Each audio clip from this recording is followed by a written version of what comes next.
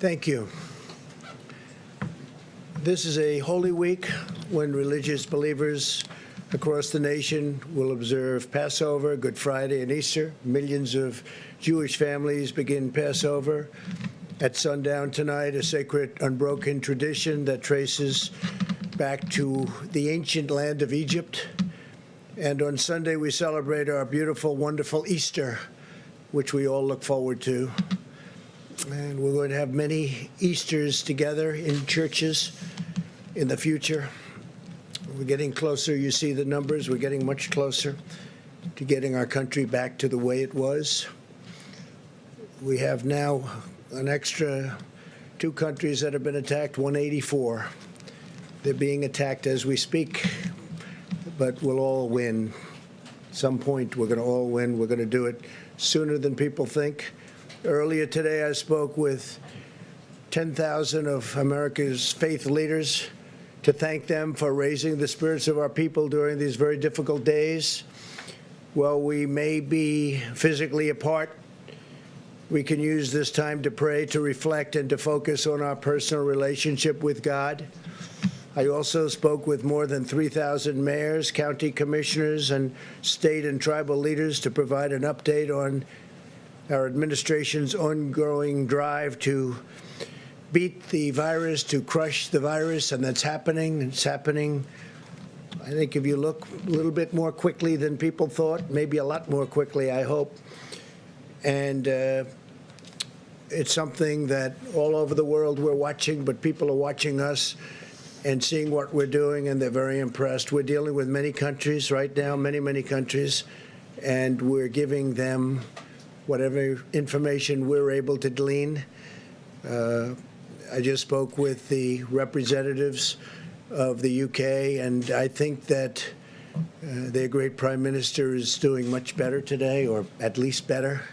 But certainly he's had a tough bout, and he's still going through a tough time, but he seems to be doing better, and that's good. And we send our regards to Boris and his family and his friends, all of the people that really love him. He's become a very popular, before this happened, became a very popular prime minister. He's doing an excellent job. He loves their country. He loves our country. So we appreciate everything he's done, and hopefully he's going to be okay. Speaking of great people and people that have done a fantastic job, I have Secretary of State Mike Pompeo with us. And I'd like to ask Mike to say a few words, and then I think what we'll do, in order to get him back to the State Department, we'll take some questions, and we'll then go on with the rest of what I'm going to say. Then we'll take some questions after that, and then Vice President Pence will take over. So, Mike Pompeo, please. Thank you, Mr. President. Under the President's leadership, my team and I at the State Department are doing our part to protect the American people from the virus, and importantly, to get them home. As you know, when many countries shut down their rail lines, their buses, their infrastructure systems, their capacity to get out of those countries, they were trapped, they were stranded. The State Department swung into action. Since January 29th, we have now repatriated over 50,000 United States citizens back to their homes. From more than 90 countries, more than 490 flights back to the United States from all across the world. This worldwide scale of our repatriation efforts is without parallel in our lifetime. We are coordinating with foreign governments, militaries, airport authorities, medical units, transportation companies, hotels, you name it.